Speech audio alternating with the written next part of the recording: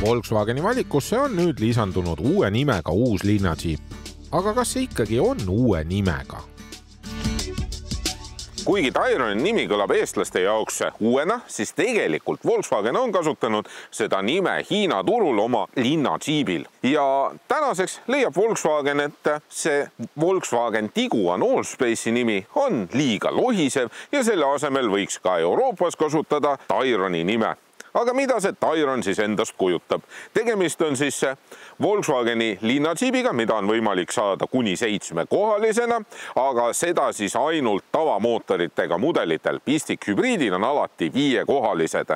Oma suuruse poolest jääb see Tiguani ja Tuaregi vahele ja põhimõtteliselt võiks gabariitide poole pealt seda nimetada Volkswageni Škoda Kodiakiks, sest see auto on umbes täpselt sama suur.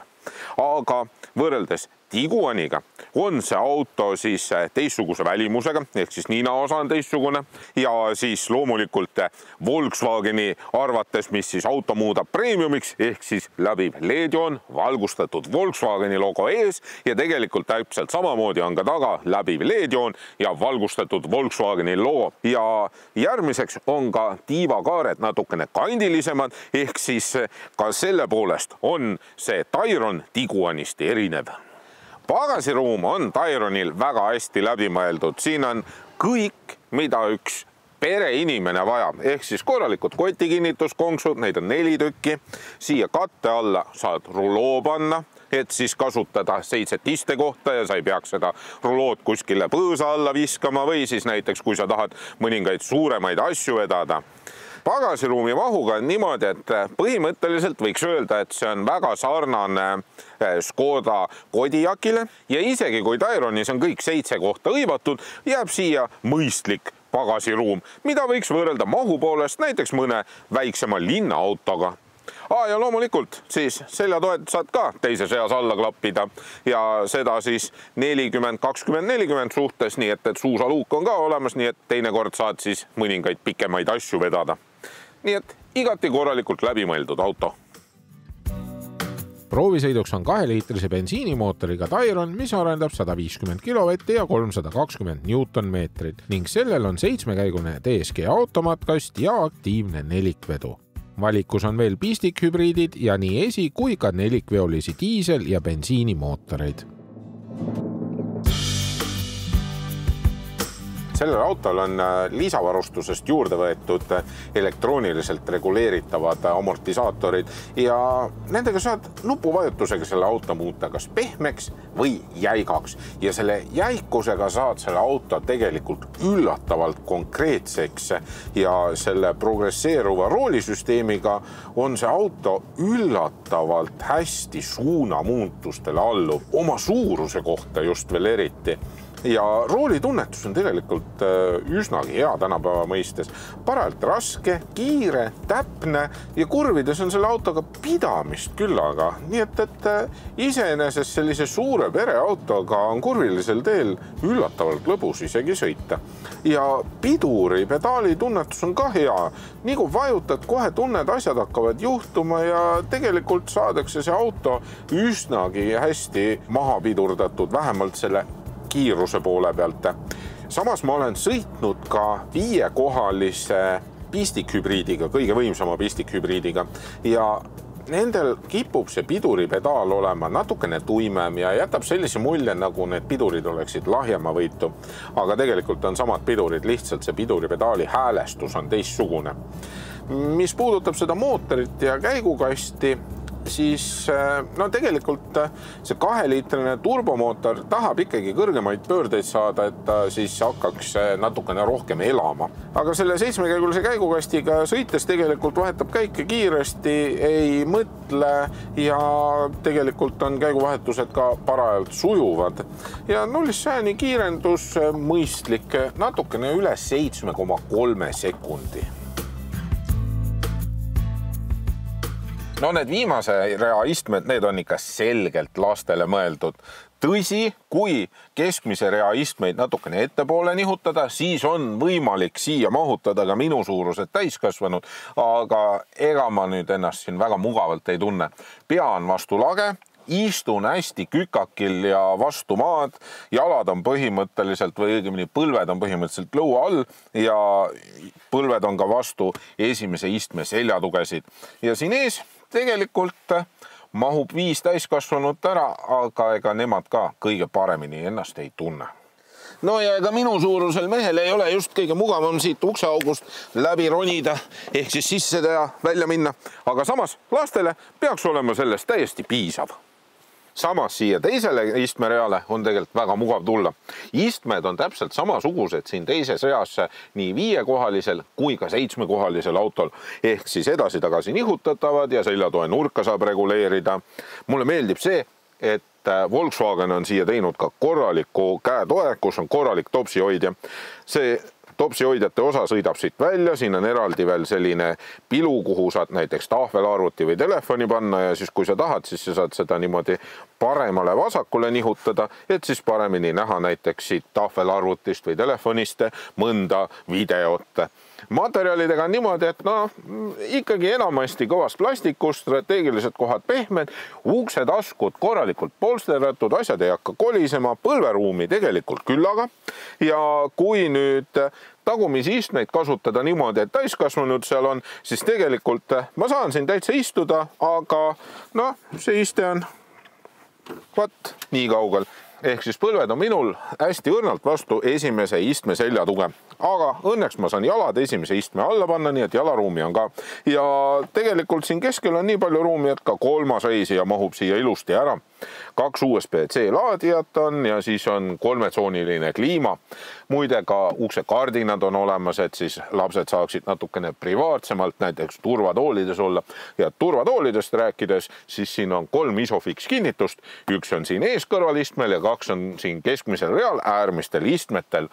Ja loomulikult on ka siin korralik suur panoraam katuseluuke, mis siis lisab siia autosse natukene avarust ja valgust. Tyroni materjalide valik on siin juhi kohal tegelikult väga hea, arvestades seda, et tegemist on Volkswageniga, kus Volkswagen on tavaliselt harjunud kasutama selliseid kõvast plastikust materjale. Siin on jällegi visuaalselt kõik ilus, õmblused, pehmed materjalid, kõik näeb väga soliidne välja ja samas see elegantsvarustuse puitliist lisab siia veel natukene sellist luksust juurde. Armatuurlaual jällegi kõige rohkem köidab tähelepanu see suur ekraan.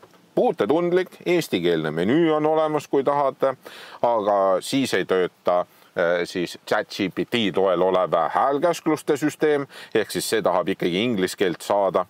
Ja tegelikult see pilt on väga terav.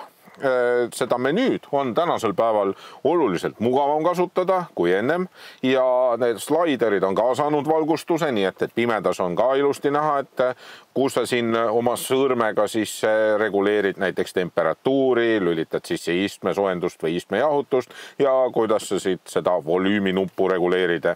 Endiselt mulle meeldib tegelikult rohkem Škoda, kuna Škodal on kliimapaneel füüsiliste nuppudega ja see konfigureeritav pöördnupp on ka ilusti siin keskel, mida on natukene mugavam kasutada kui seda, mis on siin Volkswagenis ja keset keskkonsooli. Lisaks siin katte all on 2 juhtmevaba laadijat, need on jahutusega, nii et kõik telefonid laevad ennast siin vägagi hästi. Näidikute paneel on väga hästi personaliseeritav, saad suurelt endale kiiruse keskele panna ja ära siis võtta kõik mittevajaliku info. Seega see on ka läbimõeldud vägagi hästi. Küll ma ei ole eriline fänn sellele käetoe alusele laekale, kuna see jääb siit eest lahtiseks. Samas see käetugi on tegelikult ka hästi läbimõeldud, see on kõrguse poolest reguleeritav ja ette tahapoole nihutatav, et sa saaksid endale mõnusa mugava asendi niimoodi, et kui sa sõidad, et sul oleks küünanukk ilusti käetoe peal. Istmetega on nii, et need on lisavarustuses olevad Ergoactive istmed, pikendatava põhjaga, igatpidi reguleeritavad, saad istme põhja esimest serva kõrgust reguleerida, aga istumisasend on ikkagi selline kõrgemapoolne ja rool on ka natukene kõrgemapoolsem, ehk siis suht-koht sarnane mõnele kaubikule või ütleme siis bussile tegelikult, et istud üsna kõrgel, aga samas leiad endale väga mõnusa, mugava istumisasendi. Füüsilised nupud roolil, väga palju teretulnud, väga mugav kasutada ja Harman Kardoni helisüsteem tegelikult mängib vägagi hästi.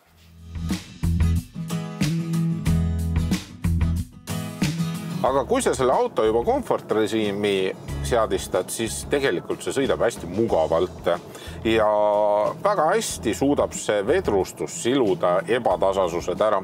Vedrustus on vaikne, tuulemüra ei ole, mootorimüra ka tegelikult ei ole kosta. Väljavaade on hea, piilarid on peenikesed, peeglite taha midagi varju ei jää, pimedas on hea sõita, need tuled on väga-väga erksad ja väga hästi valgustavad teed ja mõned kippusid vahel vilgutama, et ma võiksin lähituledele ümber lülitada, ehk siis just nii erksad need esituled ongi. Parkimiskaamerad muidugi, nii nagu Volkaril ikka, üsna häguse pildiga, need võiksid olla teravamad. Püsikiiruse hoidja väga hästi töötab ja ilusti seisma, ummikus saad parajalt pikalt seista, niimoodi, et ei pea ühtegi nuppu vajutama, et ta võtaks siis vana kiiruse ülesse.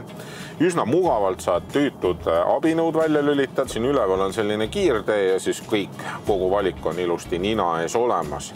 Nüüd see 2-liitrine 150 kilovatine bensiinimootor koos aktiivse nelikveoga on tegelikult ikkagi üsna janune. Mina sain keskmiseks kütusekuluks 9,3 liitrit 100 ja tehas ütleb, et 7,8 liitriga võiks hakkama saada. Ja mida rohkem ma siin linna vahel olen sõitnud, seda rohkem see tegelikult kütusekulu ülesse kerib ka ja nüüd on juba 9,9 peale filmimise algust. Nii et siinkohal ma soovitan pigem seda pistikhübriidi, kõige võimsamat pistikhübriidi, sellega on mul kogemus olemas, kuna elektriliselt saad selle autoga sõita 96 kilomeetrit, mis on tegelikult vägagi mõistlik. Ja kui sa edasi sõidad tühja akuga, siis on keskmine kütusekulu 6,5 liitrit. Aga pistikhübriidiga ikkagi see, et kui sul kodus laadimisvõimalus on olemas, siis tasub seda kaaluda. Kui sul kodus laadimisvõimalust ei ole, siis tegelikult pistikhübriidi omamisel ei ole suurt mõtet. Kui sa oled selline inimene, kes sõidab hästi palju ikkagi maanteel ja pikemaid sõiduotsasid, siis selle diiselmootori vastu on raske nende bensiini- ja pistikhübriididega võidelda. Tänasel hetkel teeb Volkswagen väga suuri soodustusi ja baashinnaks lubatakse lausa 42 600 eurot. Selline hästi varustatud võimsama bensiinimootoriga nelikveoline mudel maksab umbes 55 000 eurot. Kui ma nüüd siia võrdlusesse võtan Škoda Kodiaqi, siis Kodiaq on tegelikult baashinna poole pealt soodsam kui Tayron. Aga siin tuleb mängu ka varustuse erinevus, seega siin võib olla väikene hinnavahe, aga ei pruugi. Ja see kõige võimsam pistikhübriid maksab 51 000 eurot baashinnaga, aga seda saab siis ainult Airline varustusega. Ja kui sinna mõistlik varustus panna peale, siis see maksab enam-vähem sama palju kui see proovisõiduauto. Tayron on mahukas praktiline linnadžiip, millel pistikhübriid omab mõistlikult pikka sõiduulatust elektril. 2-liitrine nelikveoline bensiinimootoriga mudel omab konkreetseid sõiduomadusi, aga on ka üsna janune. Aga sõsara Škoda Kodiaqiga on sama tihe konkurents nagu Passatil Superbiga.